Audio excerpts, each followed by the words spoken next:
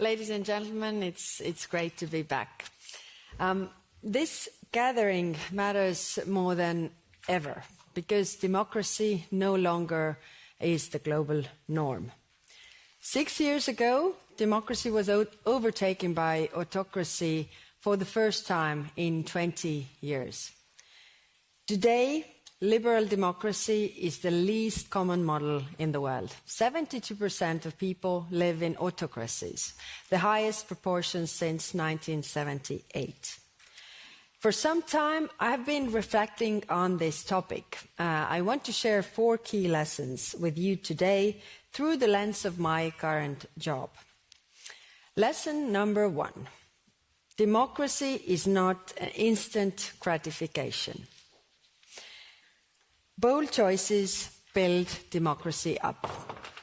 I often think about democracy and autocracy as a relay race. The autocrat jumps the gun, getting ahead early while the Democrats are still deciding who does what, which foot we start, which tempo we take, how we go.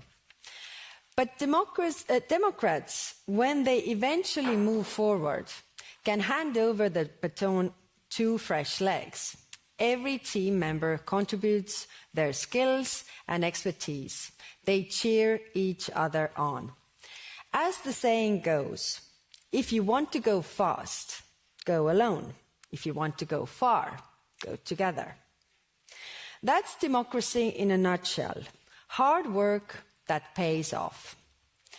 When the Soviet Union collapsed in 1991, and the Baltic countries built democracy from scratch, guided only by the memory of what the forebears had created. They rooted out corruption, built strong institutions, and established robust legal systems. This required a massive turnaround, also from the mindset of people. I was recently in the Western Balkans, where countries face many of the same challenges and choices that Baltics made in their reforms to join the European Union. The EU membership is a pathway to consolidating democracy, and the rewards don't come overnight. Yet, democracy creates long-term prosperity, protects individual rights, guarantees freedom, and leads to peace. Lesson number 2. Democracies need hard defense. Treaties alone never guarantee peace. Georgia learned this in 2008. Ukraine learned this in 2014 with the annexation of Crimea, and now through 3 years of full-scale invasion of Russia. We have the answer to the question of how to stop Russia's historical cycle of aggression against democracies in our hands. Strength is the answer. Strength deters aggressors. Weakness invites them in. The strongest security guarantee is a strong Ukraine. Kiev cannot accept another Budapest memorandum. Words alone are never enough as a security guarantee. That is why the European Union and its member states are the biggest supporters of Ukraine's military, and why robust security guarantees must be part of any peace agreement of Ukraine. And why last Friday I also discussed with the European Union foreign ministers how to provide security guarantees. Because the war will end, and once it ends, it must end for good. To achieve that, we also need to increase pressure on Russia and strengthen Ukraine on the battlefield today. Russia has asked for sanctions relief. We know that the sanctions are working. They wouldn't be asking it otherwise. Last week, we proposed the 17th package of sanctions. We also set a 2027 deadline to sever energy ties with Russia. Europeans will deprive them of the means to hold us hostage over energy ever again. And we've just made available €1 billion for Ukraine's defense industry to support Ukrainian companies and secure additional military aid. Peace has never been free. The peace dividend is actually a myth. We must invest in defense during peacetime to protect peace, our values, our democracy. And this is why the European Union is pulling every financial lever to strengthen European defence. With the new Rearm Europe plan, we will be able to mobilise up to €800 billion. When the EU acts together, we have a huge amount of strength.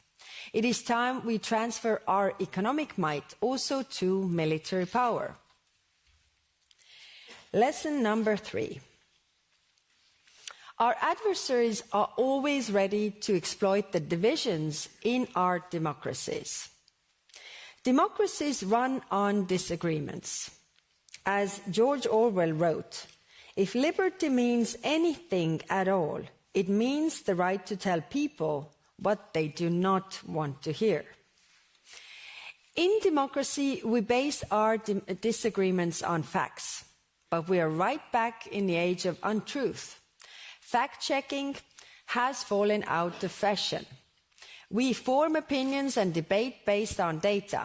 Policymakers take decisions based on data. And fact-checkers provide data. Wherever there is a massive public communication, including social media, we need fact-checkers. Otherwise, we only leave the door wide open to exploitation. A second major problem is that foreign actors deliberately muddy the waters to exploit the divisions. It's a hybrid warfare tactic that often accompanies hot war. And this is Russia's playbook. But not only Russia, but China, Iran, as well as others, operate massive military campaigns specifically to manipulate information spaces in democracies worldwide. Last year alone, more than 90 countries were targets of attacks, from disinformation fueling farmers' protests in Germany to interference in presidential elections in Romania and Moldova. The evidence of foreign interference is there for all to see. The EU is fighting back by exposing these operations and sanctioning perpetrators, but we must all do more. And this morning I met young people here who were part of the 2025 Alliance of Democracies Fellowship, and they are doing amazing things here. I really encourage you to meet them, like Open Minds, for example. They merge artificial and human intelligence to detect and help governments to fight interference. One of democracy's greatest privileges is participation in election and choosing who we want to govern us based on data. If we truly want to defend our democratic space, we must fight the foreign interference. Lesson number 4. It's never too late to protect democracies or rebuild it. The role of independent media for democracy cannot be overstated. Radio Free Europe, Radio Liberty, is a shining example. For countries under autocracies, it has long been the light in the dark. Another of the fellows I met this morning runs a company whose work helps to public check the accuracy what we read in the media. And this, media literacy, is equally important. One of my objectives for the next long-term European Union budget is to ensure that the EU remains a reliable partner to protect free media and quality press globally. And this is especially important when Russia and China buy up media, including in Africa, only to control the narrative.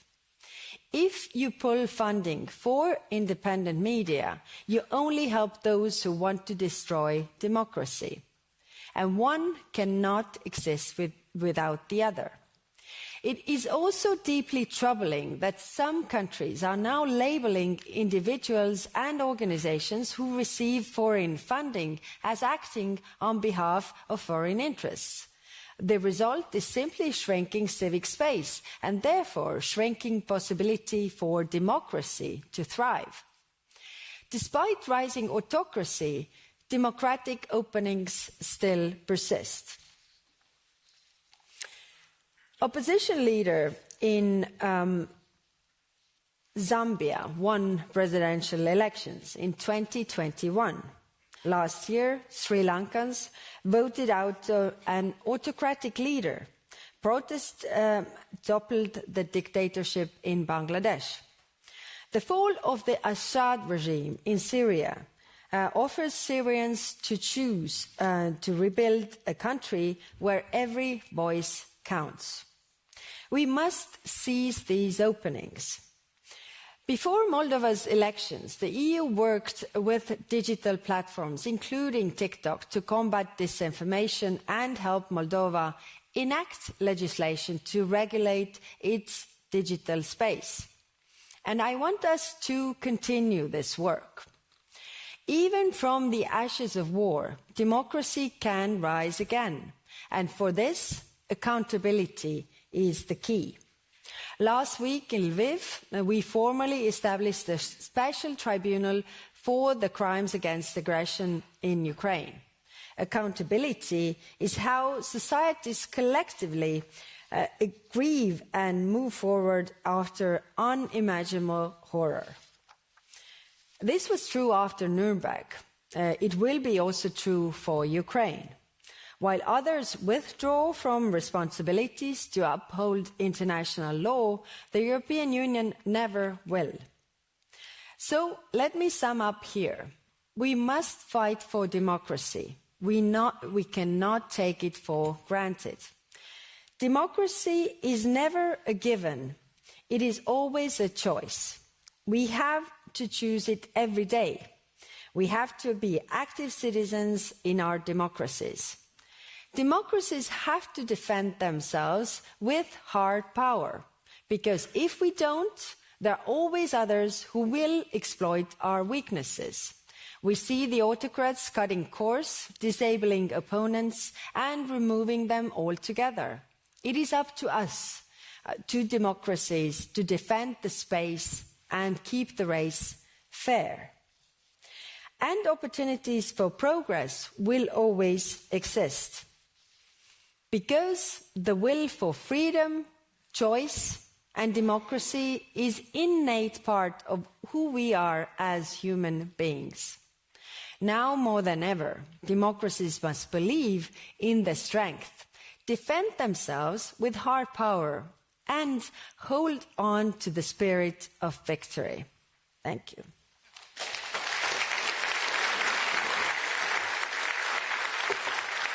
Thank you.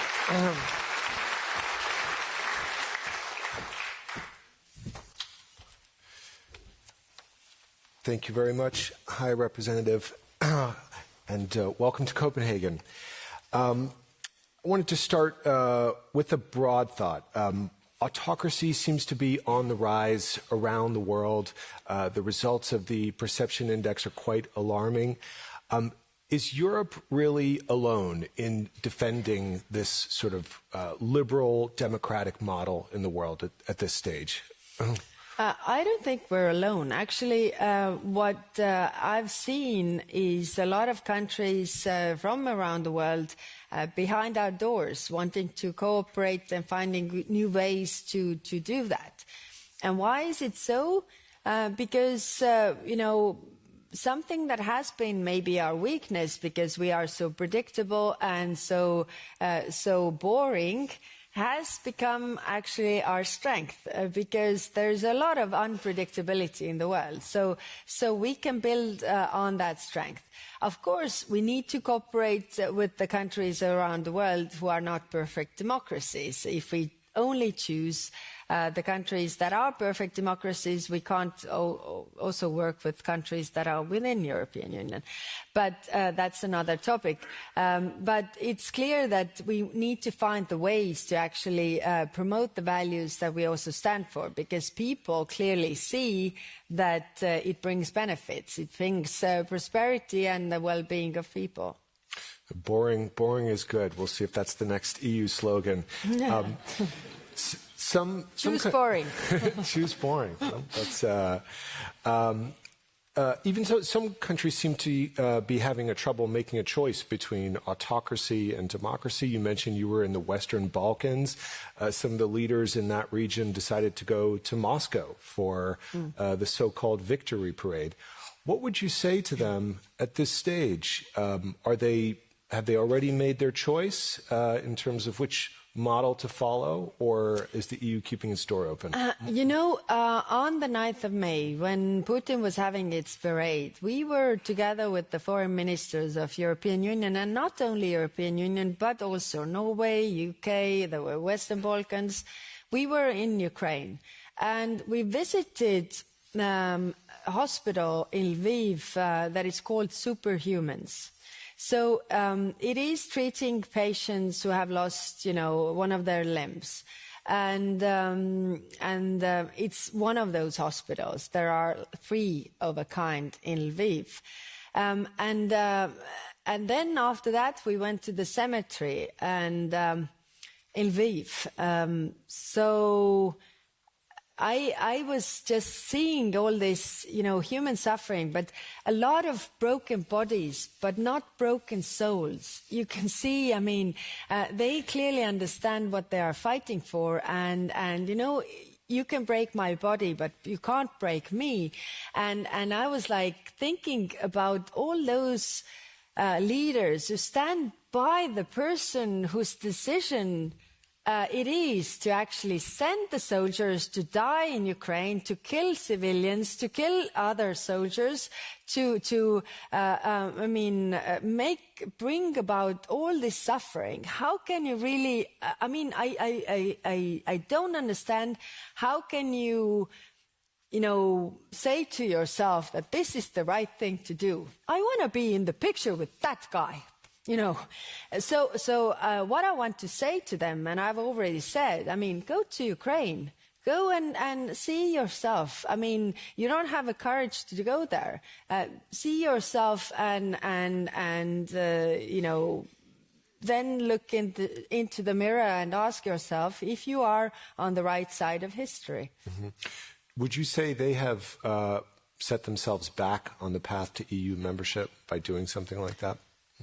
Well, it is clearly a big issue. I can tell you that one of those countries wanted to send the military to march there. It's like, can you imagine that, this is the biggest threat that we have to Europe, Russia. And you want to join European Union, and then you send your military to march together with the forces that are actually attacking European security. How can you then really defend this and say that, we want to take this military, enemy within? It will be a complete no-go for many European countries, and it is hard. Show me who are your friends, and I will tell you who you are. it is, we have 27 member states in Europe, and I can already tell, 10 for whom this is highly problematic. Right. I understand you're doing a lot of traveling as befits your job. You just come here from London, where you're with a group of EU foreign leaders. You urge Putin to respect the 30-day ceasefire. The question is, what's next from the European side? He doesn't seem to. There were more drone attacks this morning. What do you see as the next steps to keep up pressure? Yeah. It is clear that in order to have peace, you need at least 2-to-1 peace. It only takes 1-to-1 war.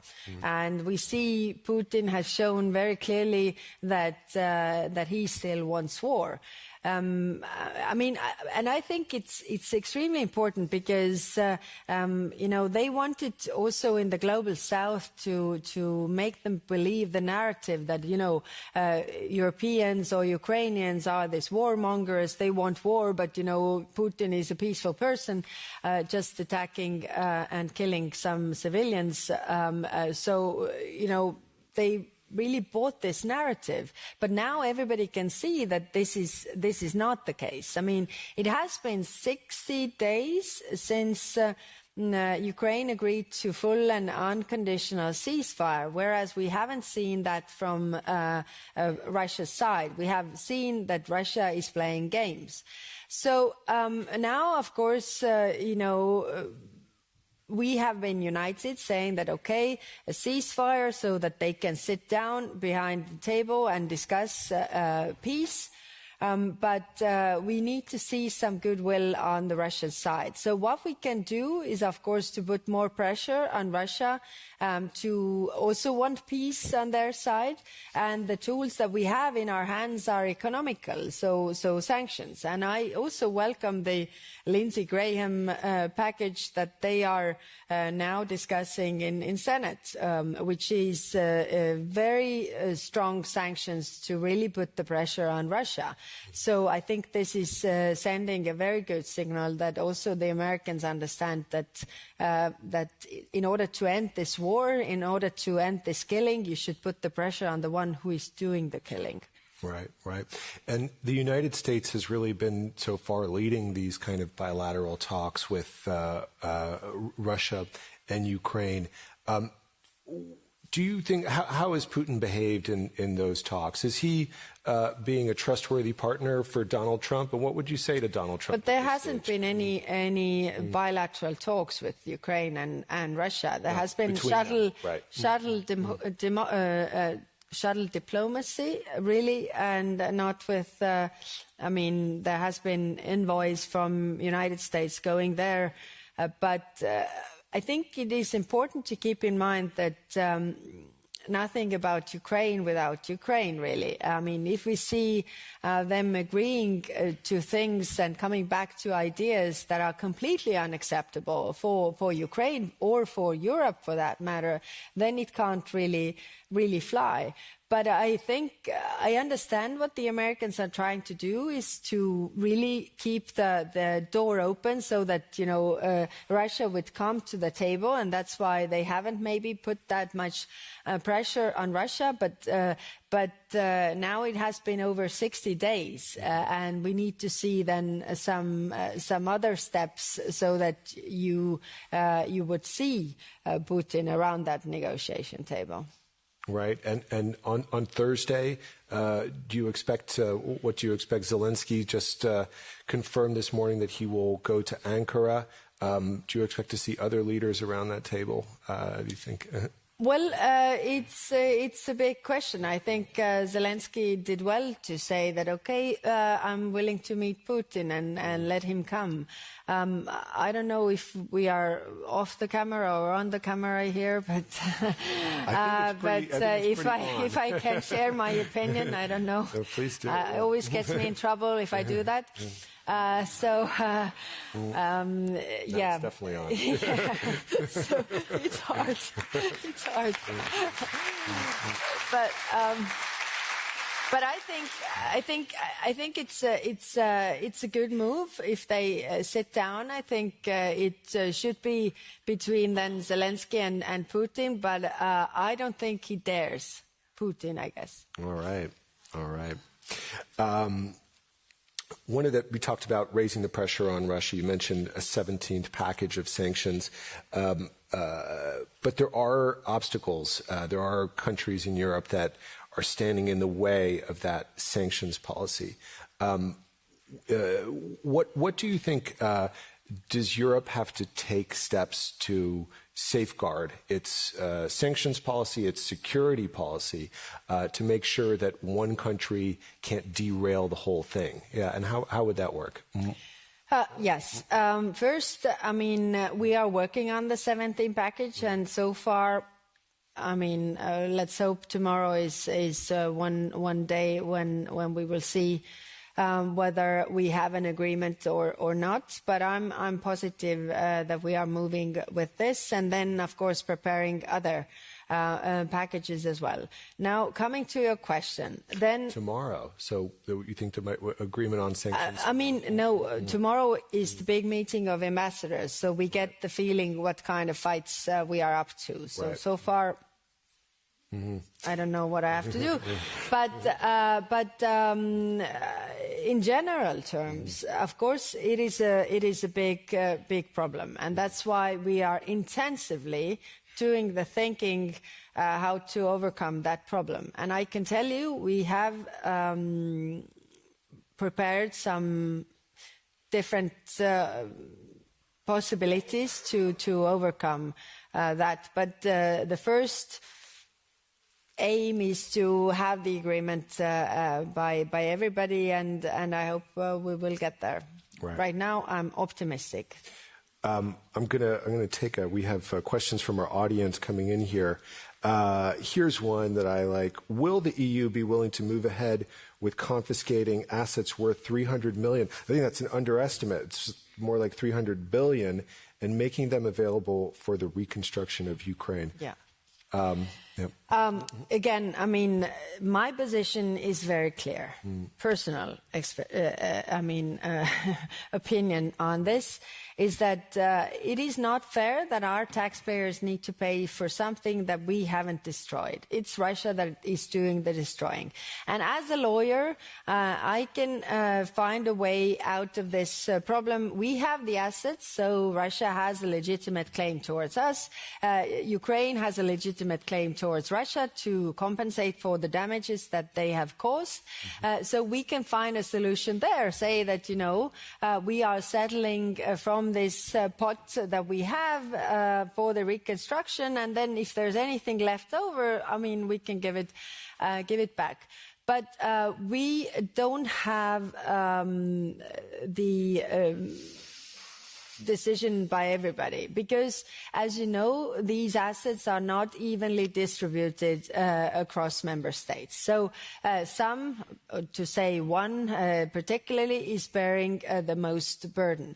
So what is my approach now? Of course, these things entail risks, but I think it's important that we really think about mitigation of those risks, because we need to have an exit strategy as well. We can't possibly imagine that, Russia hasn't paid the damages to Ukraine, and then we will simply give back what we actually have in our hands and start to claim it from Russia. I mean, it is, in Estonian we have a saying that better a small bird in the hand than the big bird on the roof.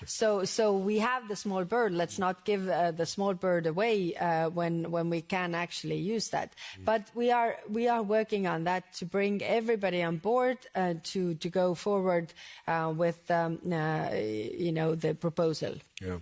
I want to take you to the Middle East for a second, because you're not just focused on Russia and the European neighborhood. You're spending a lot of time over there.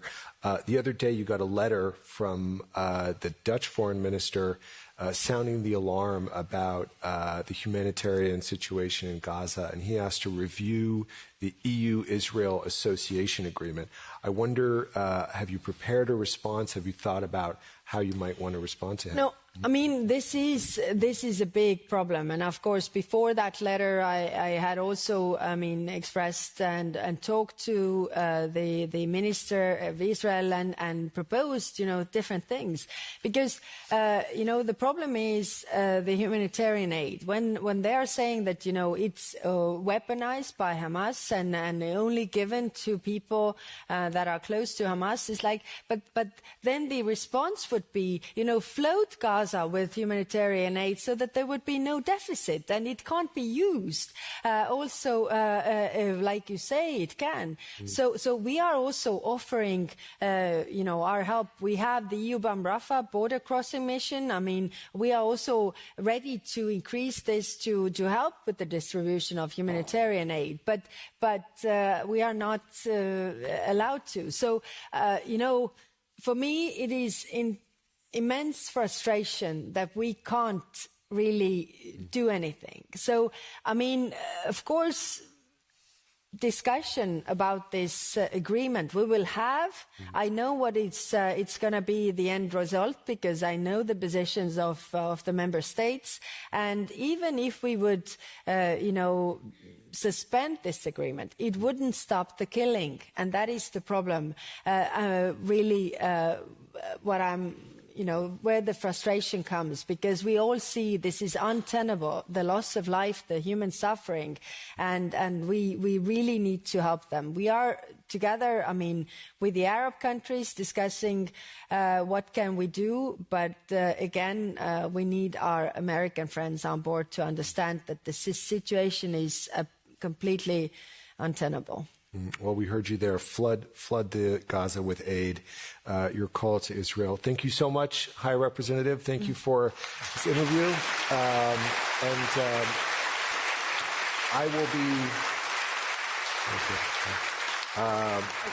I will be staying on stage. I think you get to have a break. Okay.